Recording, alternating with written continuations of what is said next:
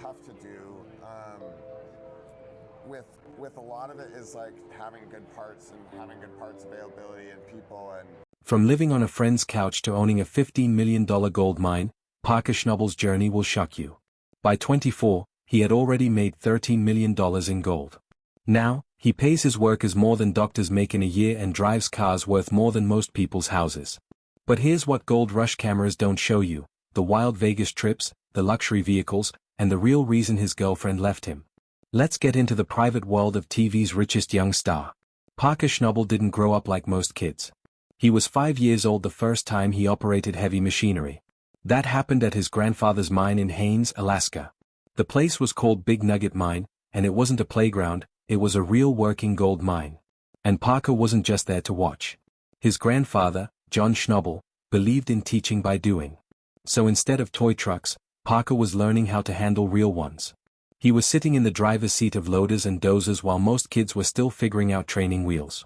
That early experience shaped everything. Haines is a small town with about 1,700 people. It's surrounded by wilderness, and life there is tough. Winters are long, summers are short. If something breaks, you fix it yourself. Growing up in that environment meant Parker learned how to work hard, think fast, and stay focused. There wasn't much room for laziness. While other kids were playing video games, Parker was learning how to move dirt, manage crews, and understand the value of gold. By the time Parker was 16, things started to change. His grandfather's health was getting worse. John Schnabel was more than just family, he was a mentor and a legend in the mining world. When John passed away at 96 on March 18, 2016, the weight of the family business fell directly on Parker. He had already been helping run Big Nugget Mine, but now he was fully in charge. It was an emotional time. Losing his grandfather was hard enough. Taking over the entire operation at such a young age made it even harder. But Parker didn't back down. He took control and made sure the mine stayed alive. Then came a decision that surprised everyone. Instead of going to college, Parker took his entire college fund, $663,000, and used it to buy mining equipment. It wasn't a guess, it was a calculated move. He believed in what he was doing and was willing to bet everything on it.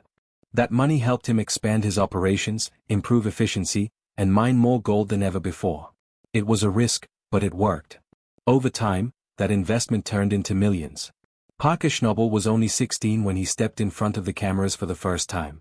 He was young, quiet, and unknown. The producers of Gold Rush weren't sure he was the right fit. They had their doubts. A teenager leading a mining crew didn't sound like the kind of story that could carry a whole season. But then they saw him in action. Parker had grown up on the Big Nugget Mine in Alaska. His grandfather, John Schnabel, had taught him everything from the time he could walk. He wasn't just a kid with a famous last name, he knew how to handle equipment, he could talk through strategy, and he understood the risks.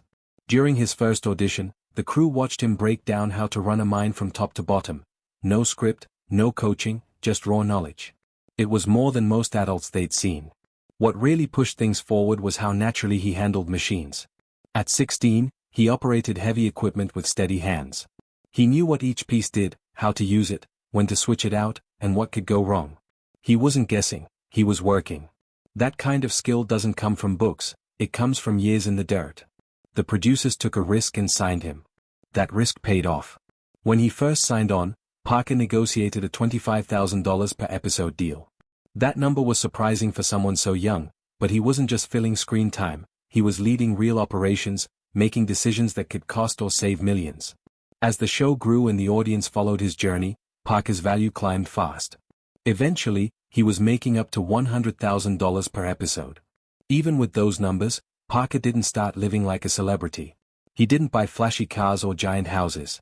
He spent his money on the people around him, hunting trips, travel with his crew. He once said he'd rather spend on memories than on stuff. That mindset made him different. He was grounded in a way that stood out in reality TV. The job wasn't easy. Filming each season of Gold Rush took months. That schedule included planning, filming, and editing.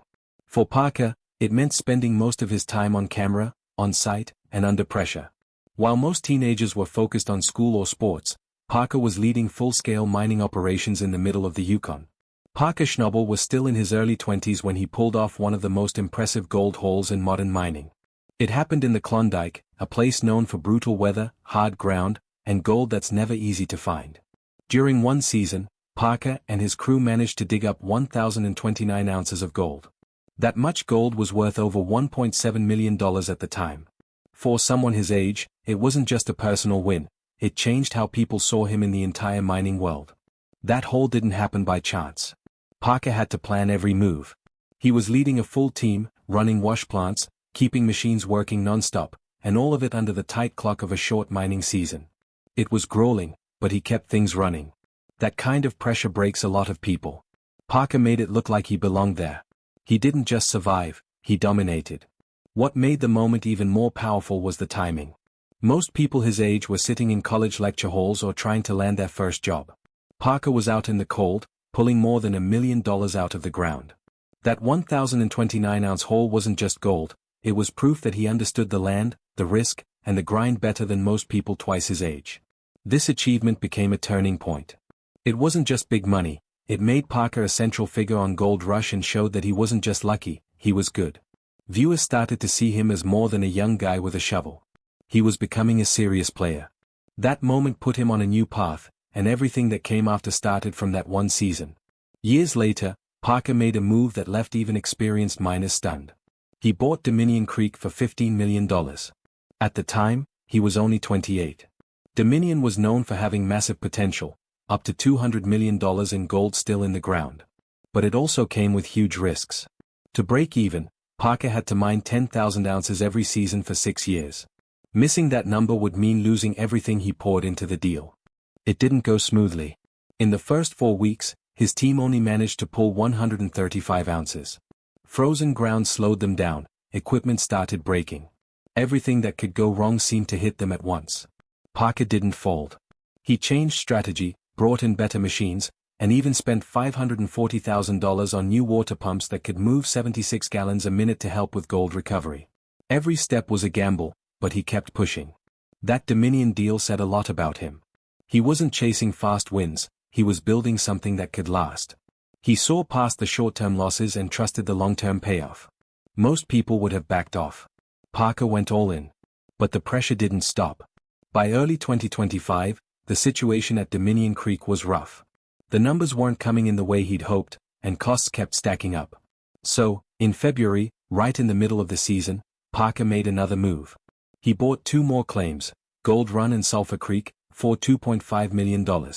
It was bold, risky, and it caught everyone off guard. These claims weren't random picks. They had history. Gold Run and Sulphur Creek had been mined for over 100 years, and even after all that time, they still held solid gold.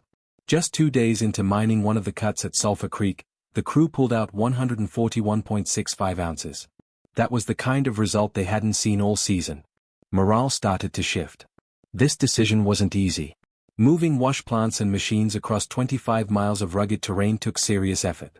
The crew was split, some thought it was brilliant, others worried Parker was digging himself deeper into debt.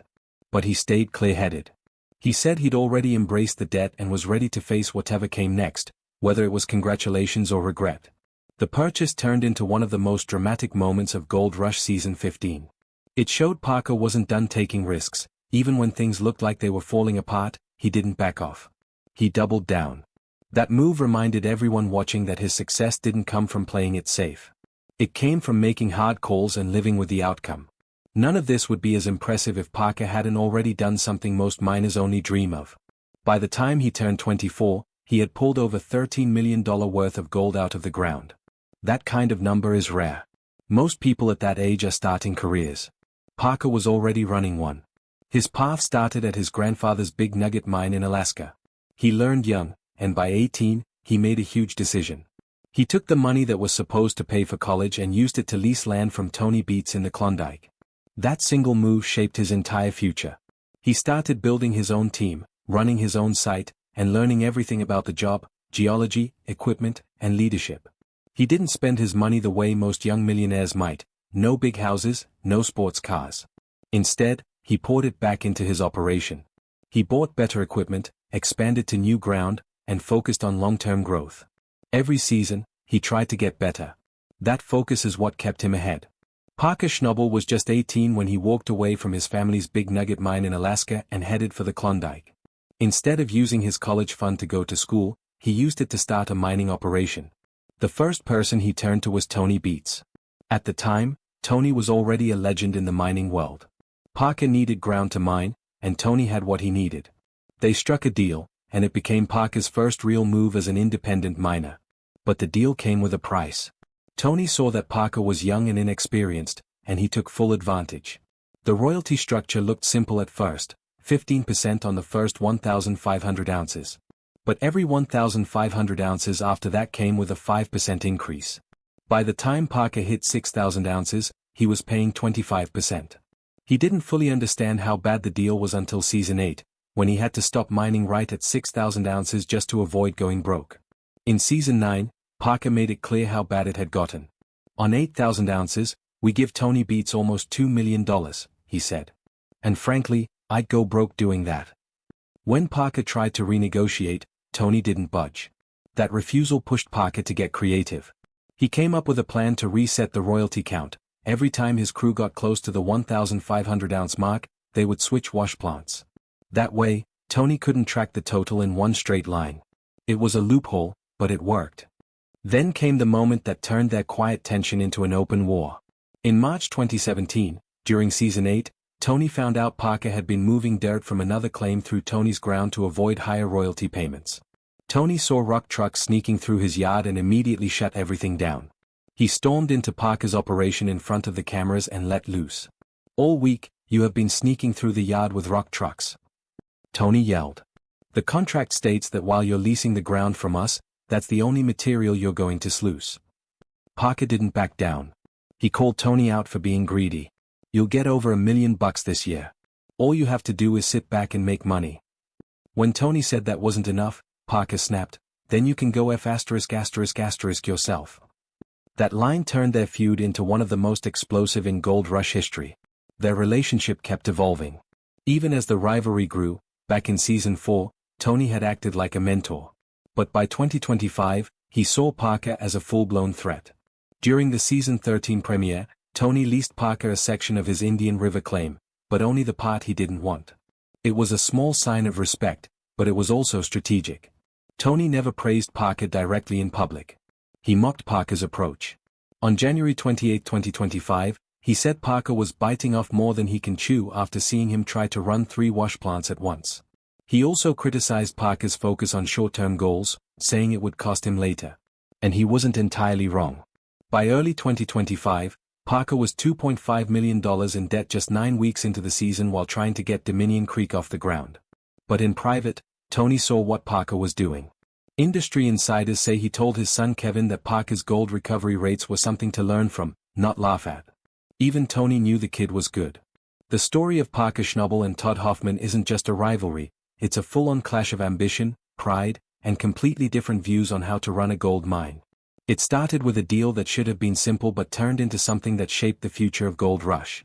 At the height of the show's drama, Parker bought a wash plant from Todd. The price was 700 grams of gold, worth around $46,000 at the time. Todd thought he'd pulled off a smart move by selling off what he believed was a useless piece of equipment. But Parker had other plans. He made it work. That same wash plant became a key part of his gold operation. The success he pulled from that so-called junk was a slap in the face to Todd, who had underestimated Parker from the start. This moment didn't just sting, it widened the gap between them. Parker was rising, Todd was fading. Todd didn't stay quiet, either. He accused Parker of being disrespectful, especially toward older workers. In interviews, Todd said it was hard to watch experienced crew members get dismissed by someone so young. He painted Parker as arrogant and careless when it came to people who had been in the business much longer. This wasn't just a work issue, it became a generational conflict. Todd stood for tradition and experience, Parker represented change and results. Their dynamic split the audience. Some backed Todd, believing in loyalty and respect. Others admired Parker's focus and ability to produce results no matter what. Things didn't stop at words. The tension between their crews exploded more than once, fights actually broke out on set. Full-on physical confrontations. These weren't staged for drama, they were real. At one point, a simple argument over mining yields escalated into a crew brawl. There were accusations of sabotage, screaming matches.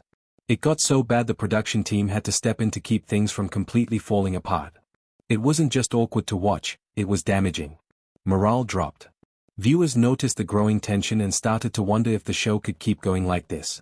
By 2018, things reached a breaking point. Todd Hoffman left the show. His departure wasn't just about business. His operation had been struggling for a while.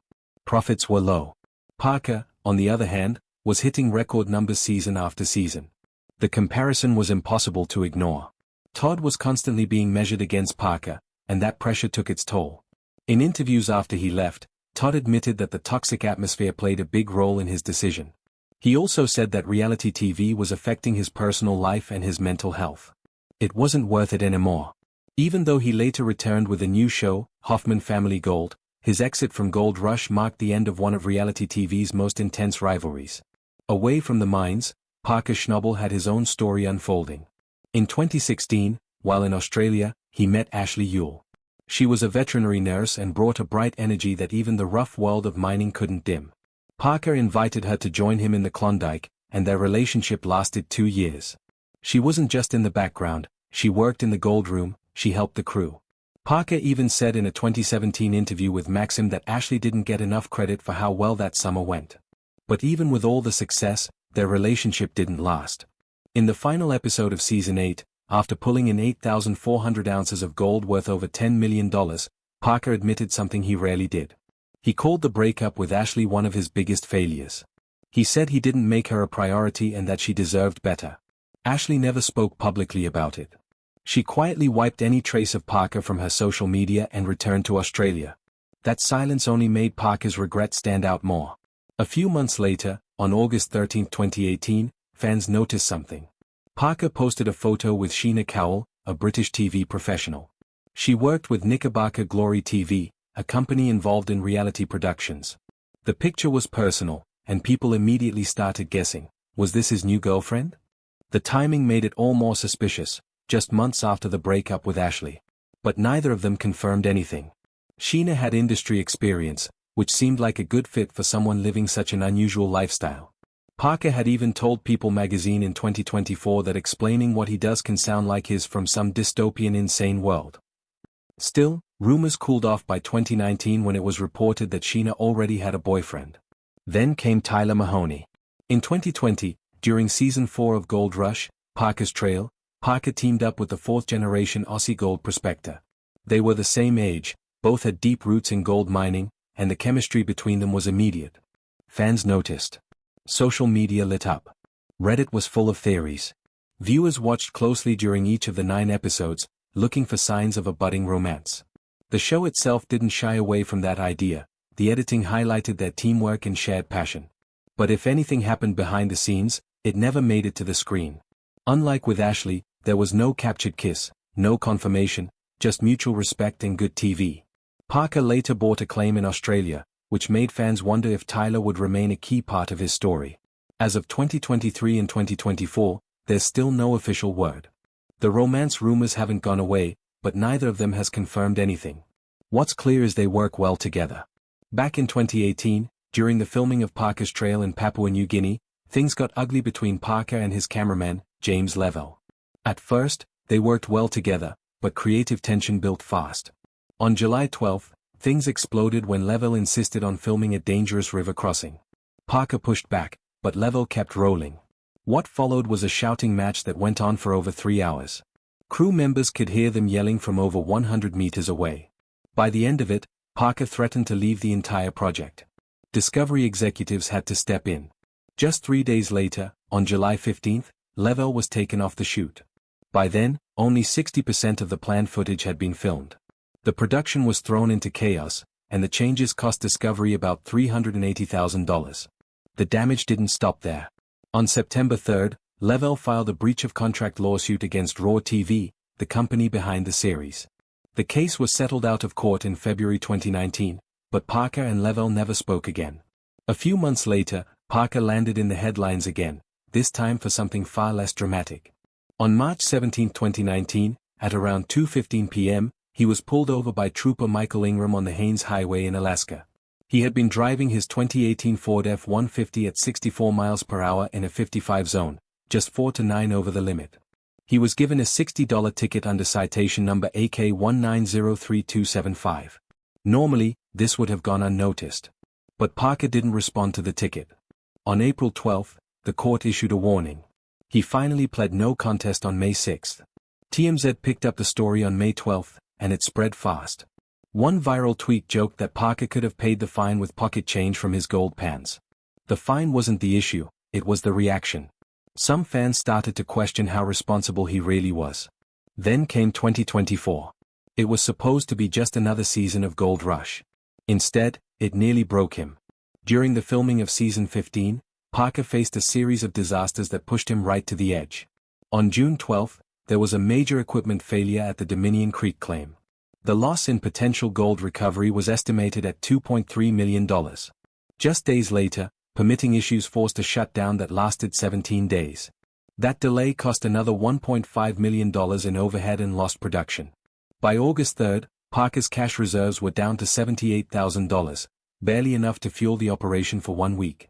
In a last-ditch move, he pawned his 1957 Chevrolet Bel Air. The car had belonged to his late grandfather and was one of Parker's most prized possessions. He got $115,000 and used the money to cover payroll. The situation got so serious that on August 28, he held an emergency meeting with his crew. He gave them the option to walk away with no penalty. 3 key team members stayed, including Mitch Blaschke. They worked without pay for 2 weeks to help Parker recover. On September 7, they finally struck a rich pay streak, 1,872 ounces of gold in 1 week. That was worth about $3.5 million. It saved the entire operation. Most of this was caught on camera, but only small moments made it into the show. The full story was considered too intense for air. Despite all of this, Parker still lives with a surprising amount of restraint. His mining operations are massive. His crew pulled in $24 million during season 14 alone. He reportedly earns around $100,000 per episode, which adds up to about $2 million per season. Yet, he doesn't spend like someone with that kind of income. In interviews, Parker has said he doesn't even own a house outside of his mine site. At one point, he was crashing on a friend's couch in Los Angeles. But other reports tell a different story. Some say he owns multiple properties, including a home in Haines, Alaska, and a house in the Yukon. One listing described his Alaskan home as a 2,000 square foot property with 3 bedrooms and 2 bathrooms. Another report claimed he bought his dream house for over $950,000. He's also believed to be one of the largest landowners in the Klondike region. His vehicles are where some of his wealth shows. He owns a custom Ford Raptor with black and red detailing, a Mercedes-Benz G-Wagon built for rugged travel, a Jeep Wrangler for off-road trips, a modified Chevrolet Silverado, and several ATVs spread across his mining grounds. But even with all that, he insists he's not into flashy spending. "I don't really spend much money on physical possessions," he said. Instead, he prefers experiences. Every year, he takes his crew on trips. They've gone hunting, they've done a 3-day Vegas run. He once took his father to a World Series game. In 2023, he spent 3 weeks traveling through London. Most of what he earns ends up back in his mining business.